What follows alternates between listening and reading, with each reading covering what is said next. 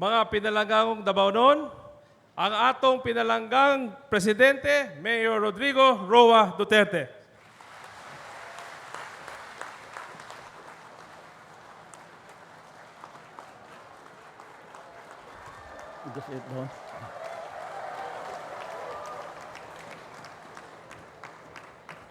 Kanira bang akong mata limitado? Ang makitaan ani dili laki babae ra gyud. Di ko kitag laki, kana mga gwapa ra pod. Ang problema ani naadto nako sa tanang Foundation Day, anniversary. Ang itagbo ni na sa ko atag-as kayo mga babae. Walay ka tupong nimo ba nga patas ang laban? BDP laban ra bata. Well, anyway, I'll just pay my respects to Governor Del Rosario, Senator Ongara, sana is here, si Vice Governor Alan Duhali, Mayor Alan Rilion, Mayor Merna Teresa Timbol, Postmaster General Joel Otara. Thank you for that commemorative stamp, sir. Kauban ako sa gobyerno, ang akong mga kaigsuunan, mayong hapon kaninyong tanan. Kanibang speech nako, duha ra ka pages. Mayong adlaw sa tanan. Alkansi ko sa gasulinang yawa.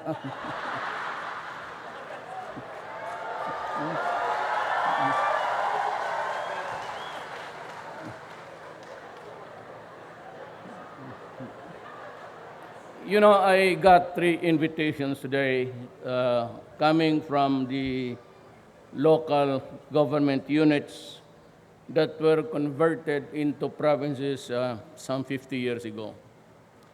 I remember this place because my father was one of the original lawyers of an association noon, actually Utah pa rin, the Tagum Tillers who tilled the land. And there was a case in the issuance of titles, and my father was just about, was very young, and I was only 1950, I was a child.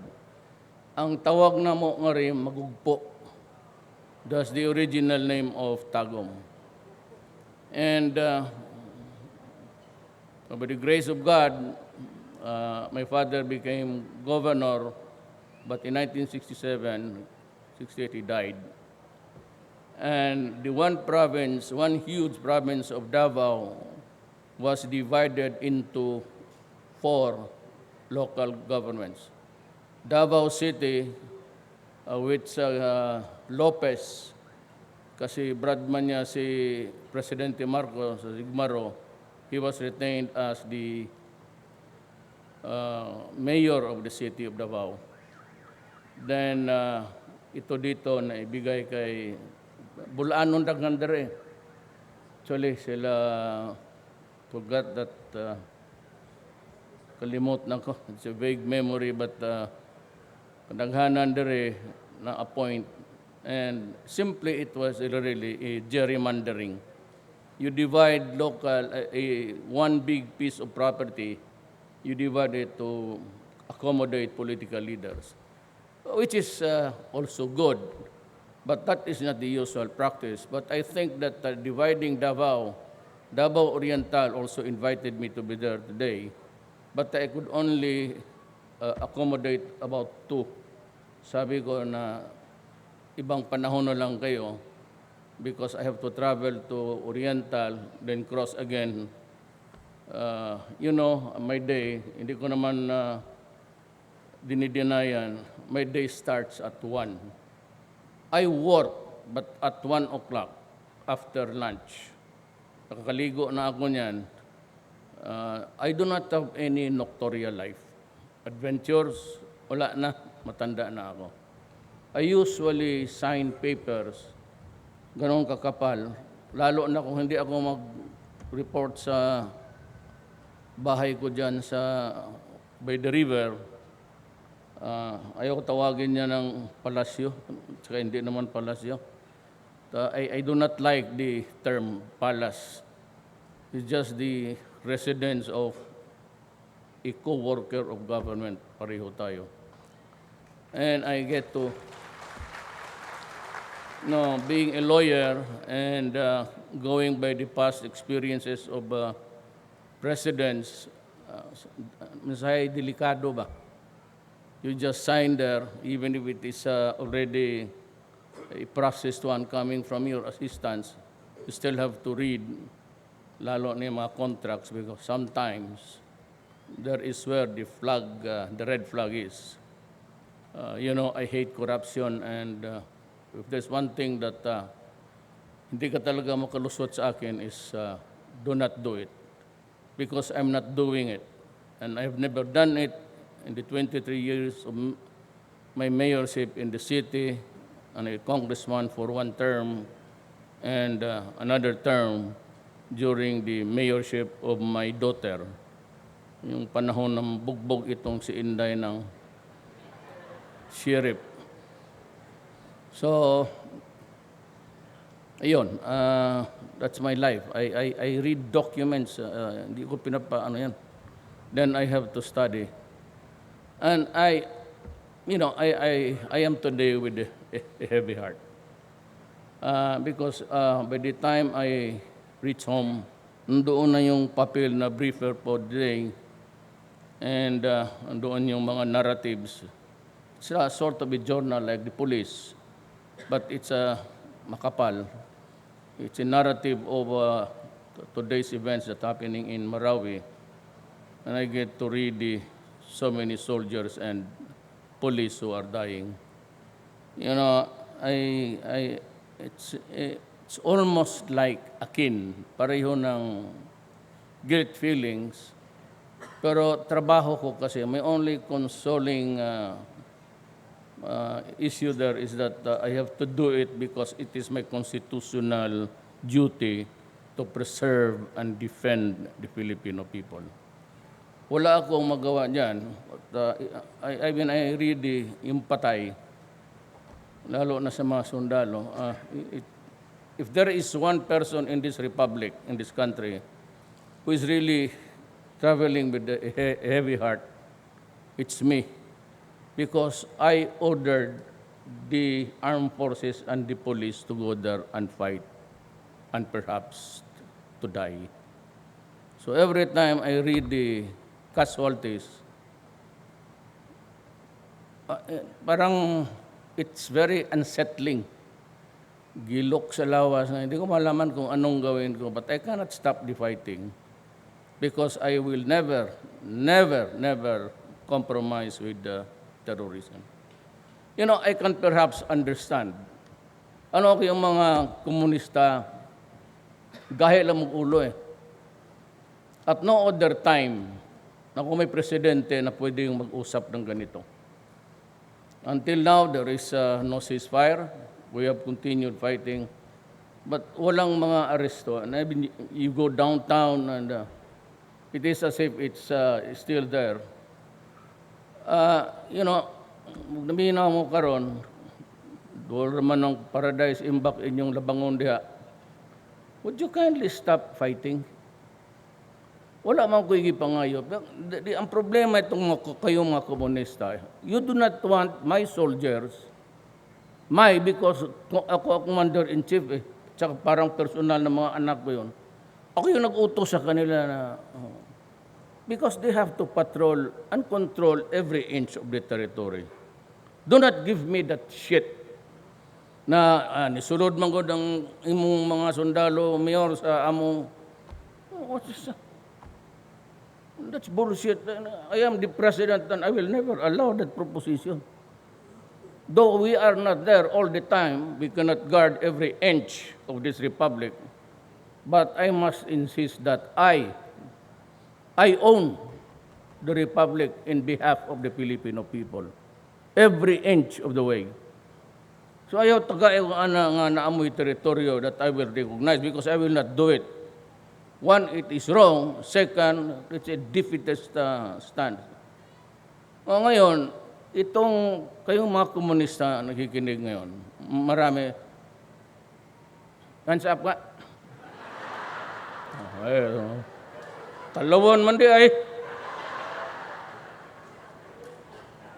Sige, tasok kamot. Labon po tagpas bukin, makagunit og pusyon, bugiro kayo. Alam mo ba itong mga buang na ito? At when I was vice mayor, yung sa set-up sa ORD, just before the regular revolutionary government ni Cory, I was appointed vice governor for 1 year. I went dyan sa Paradise Imbak. Alam mo ginawa na itong mga buang na ito? Hinold ako tapos kinanggaro court ako. At sabi nila, ito yung fiscal na nagpo-prosecute sa atin. Sabi ko, totoo. Ano palang gawin ko sa inyo? Yan ang trabaho ko. Sabi nila, wala ito, firing squad. Sabi ko, look, magkikinig mo yan sila ngayon. Tangin mo. Sabi ko, address, lahat ng tao na mamatay sa mundong ito. Walang lulusot. Kung patayin ninyo ako, susunod rin kayo. Pero let it be known that you killed me because I was doing my duty as a prosecutor. Yan lang ang gusto kong malaman ng tao. At sabi ko, patayin ninyo ako, mas madali, mabuti nga yung bala kaysa sakit. Kung magkirig-kirig kag malaria, totoo. And, we can talk, but do not give me a double face. Ako nagapugong-pugong lang ko because I know practically everybody. We used to talk, we were friends. But that was during the time when I was mayor. I was not then burdened with the responsibility of running the country. Ngayon, iba na ang sitwasyon. Kaya pag kinalaban mo yung polis ko, pag binaril mo yung sundalo, kalaban talaga tayo. Kung magbarilan tayo, magbarilan. Yan ang ko dyan. But can you just stop fighting for a while? Kasi ang sabi ng mga leader ninyo sa Europe, there will be a ceasefire. Una, sabi ng leader ninyo that you were to engage government forces. Tapos they realize now, at this very late day, that wala kang makuha dyan sa terorista. There will never be a political, social, or economic space for you, communists, if it is terrorism that prevails the day. Wala kayong makuha dyan. And the terrorist, itong terorista, walang ideology yan. It is far distant from Islam, which they have corrupted to kill people in the name of God. Wala kayong makuha dyan sa anong nationalism. Ang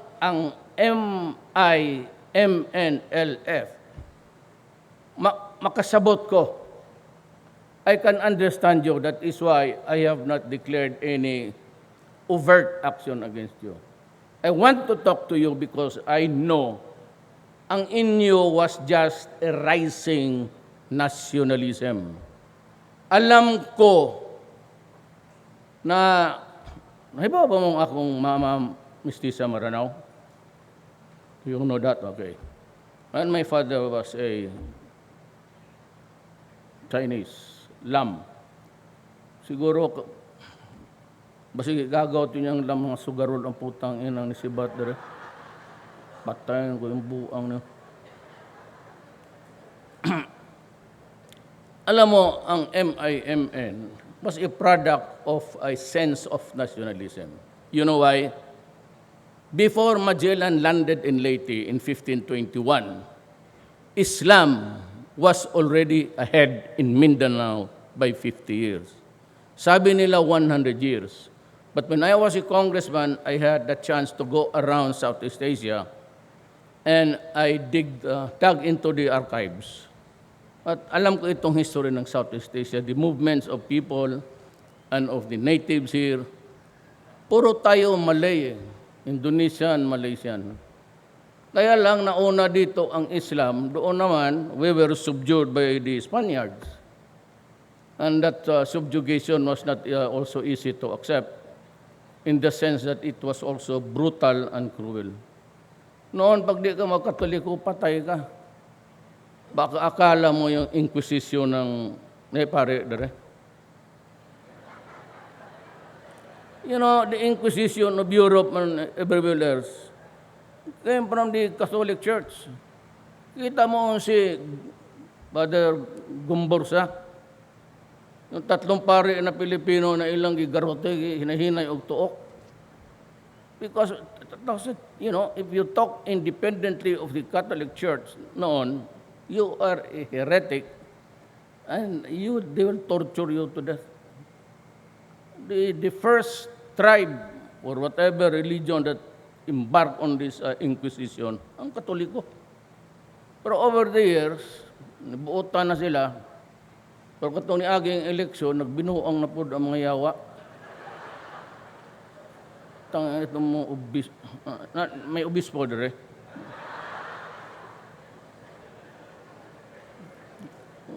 Sige lang, pangatake. Kita mo yung isang araw. O was it 4 days ago? A grandmother, a wife, 3 children, patay. Unsay sulti, anong sinabi ng putang ina niya? Trip-trip lang yun, sir. Most of the time, itong human rights defend criminals. Wala na sila'y kliyente nga dili kriminal. Kay kung sabihin mo lang na abuso sa police o military, we in the government, in the military, in the police can handle it. So kanang patay sa gawas, wa mi labot ana. I have a daily briefer and you can see arrested. Na neutralized but 1 or 2. You know, shabu is a deadly game. It's just like in Latin America. Now they are fighting for a territory. Territorial na ang away. Ang uban, di mamayad, dili mo remit. Tapos, napatsyon ka yun, na ang idang mga pagador, mga pobre. Mo na'y kalisod, ha? Kaya mo may may trabaho. That is why we're trying our best to improve the economy of the country so that we can give gainful employment for everybody. As it is, kulang tayo ng mga trabahante. Kasi ating yung mga plumber, yung mga expert electricians, nandoon na sa Middle East. But if you go to Davao today, if you are not able to go back within a month's time, you see a new building.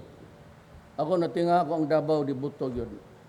And it is, last night, it was reported that we earned, ang Davao City, the highest, 9% ang domestic growth. Ugwa na ko ihawa itong mga utang na maabot ka widya.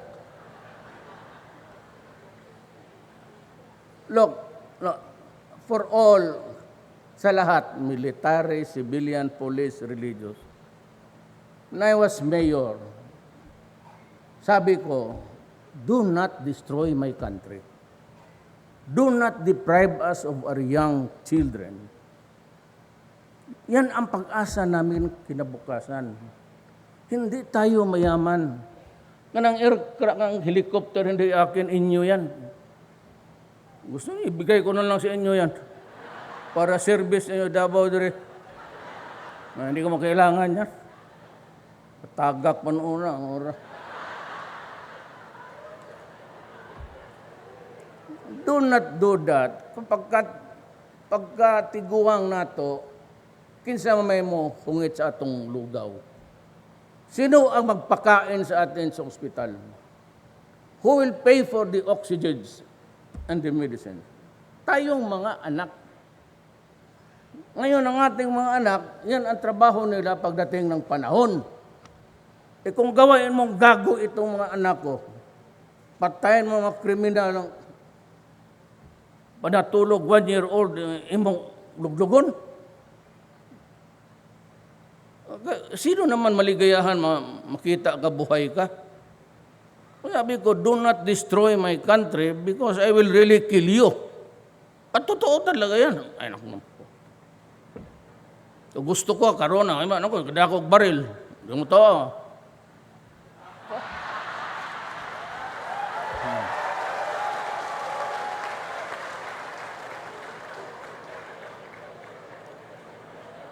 Dahil kasi yung iba, mugakos ba na, malay ko ba pagkakos imo kung anaon. Di pag anak tapos, oy, dibdib mo pala ito. Uli.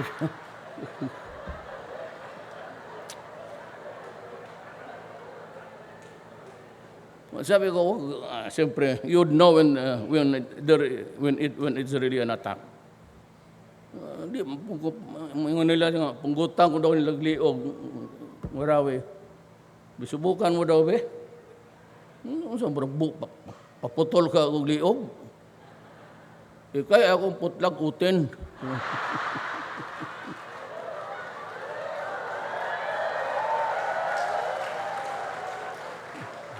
Perting pakpak sa mga babae, oh. Kaning ilang ba na, gibuhat og di. So, mayon sila, Mayor Duterte, duha tuloy asawa. Tangina na inyong ba, nasundan na pagkagabi.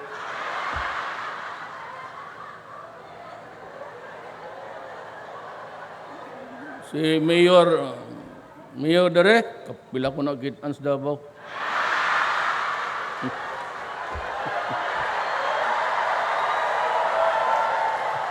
Hay asawa.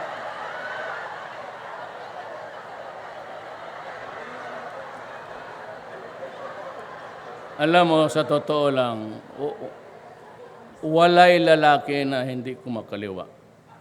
Tanggapin ninyo yung mga asawa. Naang, mga sa 10, may mga tulo nga buutan yun. Totoo yan.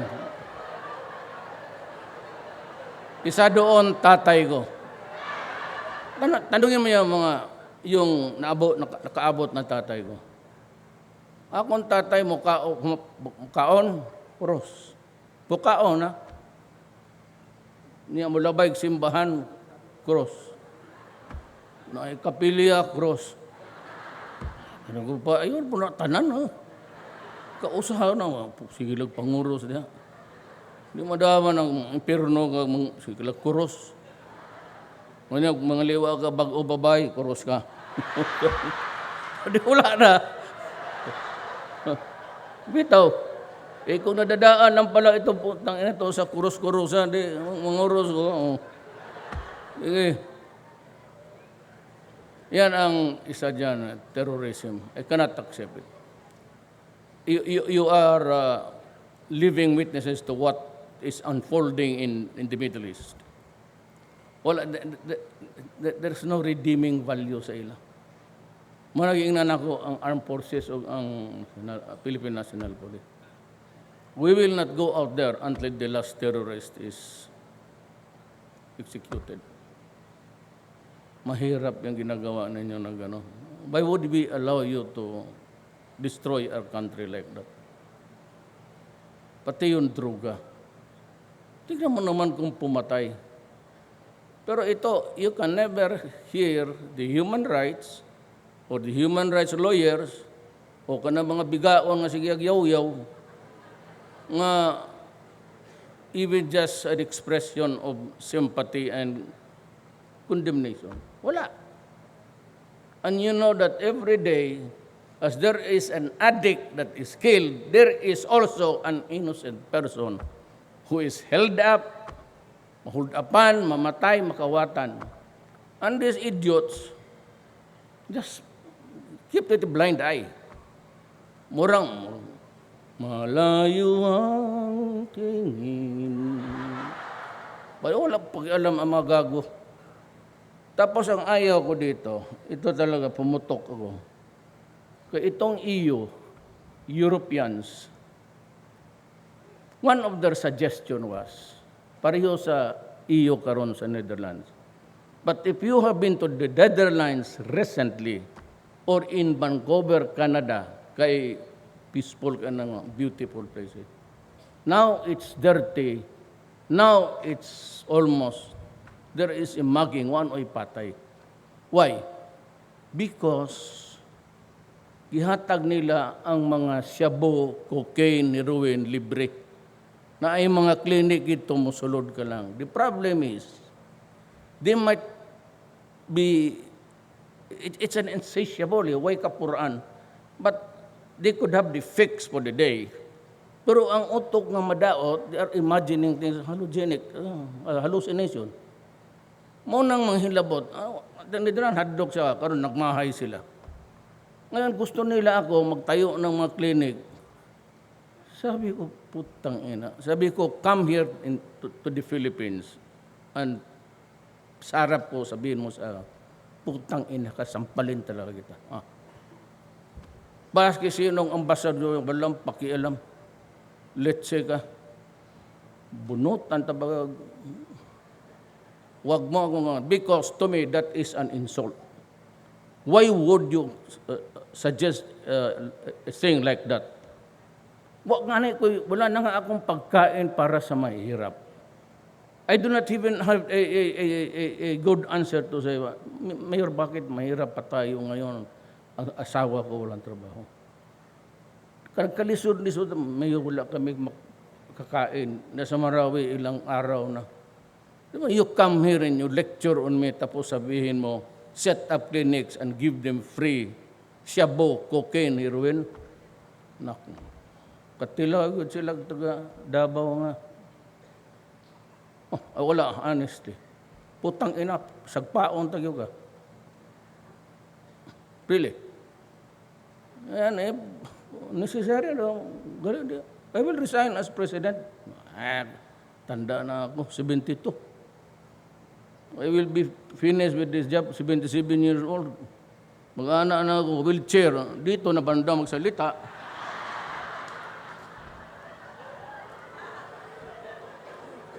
Ano pa man nabulin ko sa buhay? Nothing to lose. Do not fuck with me because nothing to lose. Kaya mga media, taga Manila, mana. Utro po ng EBS, pati inquiry, walang ginawa. Totoo. Wala gindawa ka mag-publish kayo ng ano, kami mga taga-gobyerno, akala mo magnanakaw na. Pero kayo, let's say kayo. Ang inquirer, ang utang is 8 billion taxes. De-occupied yung Maylong, na kanal di sa Pasay Padong sa Makati. Ang contract ana 50 years, naka-extension ng kausa. Why extension? Ang kita nung mga tindahan diya, sila gakolekta. Without paying taxes. Karang mga tag-iyag inquirer. Pero kung magsalita kayo kontra sa amin, nakala mo sino kayong malilinis. Kayo yung mga tulisan, putang ina ninyo. Totoo. Kayo man ang tulisan. No, gihapon. One of these days, I'm going to come up with an expose. Pero, ilom lang. Pero I will not allow you to do that to the Filipino people. You return the property to the Republic of the Philippines. Pag ayaw ninyo isauli yan, I will ask everybody, every Filipino walang lupa, go to the Maylong, occupy the place because it belongs to you. Kaya ito rin korte, itong mga, kayo rin mga judges, bantay kayo. Hindi ganito Pag naaga ni bidding, basking ko og si Konsongi Ayala, naaga ni mo file og protesta, there is a bidding. Everybody is represented. Pag na-bidding, mapilde mo atong korte mag-restraining order. So the project is delayed. Hindi pagkahuman, lahat ng protesta, there never was a finding that it was overpriced. It always ends up with an agreement na wala na lang niya. Ang kanang mga negosyante, mga yawa, ingno na, sige, tagay lang ko gamay, withdraw na akong kaso. So but in the meantime, it is really at the expense of the Filipino people. Kaya wala ko ba ito, Kaya ko kayong putahin lahat. Kaya balikason tanan. Wala kayong makuha sa akin. Wala akong sindikato. Wala akong negosyo. Ang turo mo lang sa akin, babae. Tanan man ta. Si Rilyon gani, duha siguro ng iya Davao.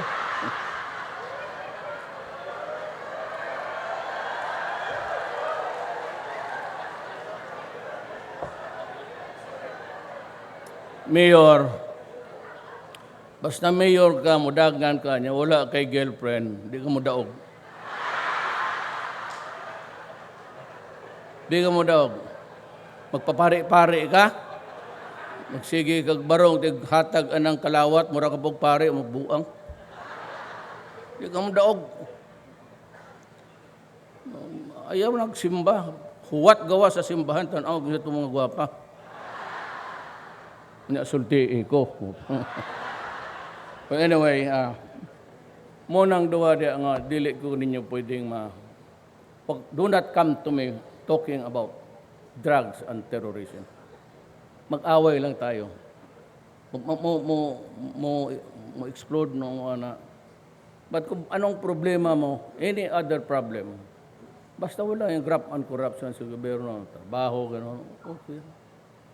O maghingi ka ng project, basta malinis lang, walang hosyaw, at kung may pera, you want this road, new road, bigay ko. Total, ang hati ko sa pera, equally talaga. Sabi ko kay Finance kay Sunny Dominguez, divide it equally among all of us. Walang politiko na galapit sa akin ngayon maghingi ng project. I do not entertain it, and I do not talk to them. Sinabi ko noon na I have never talked about any project over the phone or for any particular mga patronage. Totoo yan. Wala akong cellphone. Hindi ako tumatanggap ng tawag. Lalo na yung mga mga negosyante doon. I do not enjoy it. I mean, I kind of uneasy pagkausap ko noon. Kasi maraming istoryang hindi maganda lumabalbat.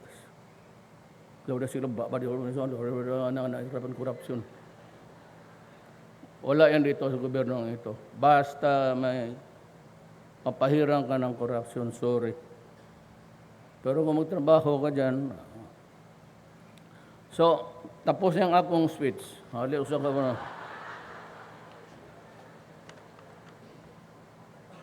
But in fairness to the guy who wrote this speech, hindi ko pa naman, I will just read the last 3 paragraphs. Rest assured that the government remains committed in fulfilling its promise in giving an equal share of the national wealth to Mindanao, including Davao del Norte.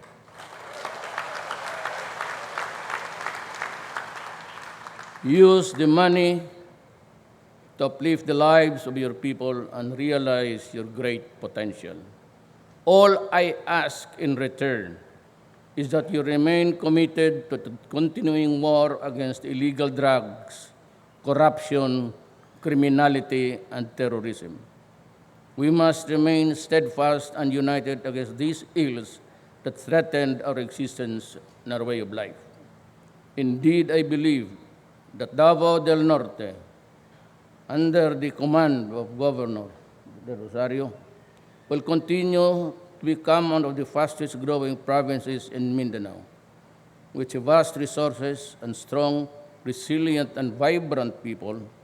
The province will be able to achieve greater development at par with the rest of the nation. Daghang salamat ug maayong hapon kaninyo. Thank you very much, Mr. President. At this point, may we request the President to grant a photo opportunity with the officials and provincial department heads of Davao del Norte.